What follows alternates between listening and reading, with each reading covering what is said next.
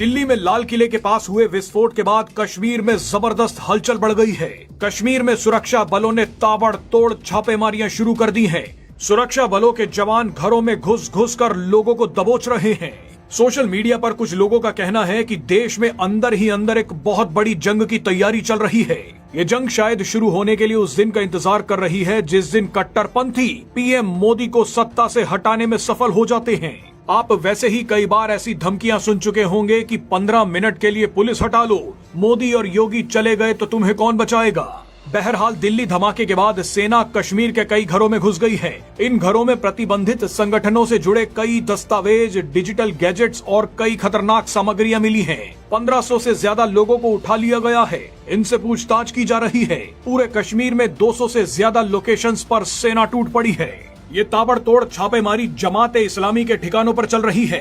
आपको बता दें कि ये छापे मौलवी इरफान की गिरफ्तारी के बाद मारे गए हैं। मौलवी इरफान को लेकर कहा जा रहा है कि इसी ने पकड़े गए डॉक्टर्स को कट्टरपंथी बनाने में अहम भूमिका निभाई थी। ये मौलवी जमाते इस्लामी से ही जुड़ा है। दिलचस्प बात देखिए कि ये वही जमाते इस्लामी है जिसने बांग्लादेश में शेख हसीना का तख्ता पलट करवाया था। अब यही जमाते इस्लामी पाकिस्तान के इशारे पर भारत में भी कुछ ऐसा करवाना चाहती है। इसके निशाने पर हिंदू हैं और इसका मकसद पीएम मोदी को सत्ता से हटाना है। सूत्रों के मुताबिक जमाते इस्लामी ने इस बार भारत के खिलाफ डॉक्टर्स को चुना है। ये प्लान काफी समय से चल रहा है। आपको बता दें कि पाकिस्तान के आतंकवादी समूह लश्कर ए तैयबा और जैश ए मोहम्मद भारतीय छात्रों को कट्टरपंथी बनाने के लिए बांग्लादेशी कॉलेजों को तो निशाना बना ही रहे थे। अब इन्होंने भारत के कॉलेजों को भी अपने निशाने पर ले लिया है। जिन यूनिवर्सिटीज में ज्यादातर कश्मीरी छात्र पढ़ रहे हैं, वो यूनिवर्सिटीज इन पाकिस्तानियों की फेवरेट बन गई हैं। यही खेल फरीदाबाद में हुआ। जिन आतंकी डॉक्टर्स को पकड़ा गया है वो सभी फरीदाबाद की अल फलाह नाम की एक प्राइवेट यूनिवर्सिटी से आते हैं। सभी के सभी इस यूनिवर्सिटी से जुड़े हैं। सबसे अजीब बात यह है कि इस यूनिवर्सिटी के हॉस्पिटल में करीब 40% डॉक्टर कश्मीरी हैं।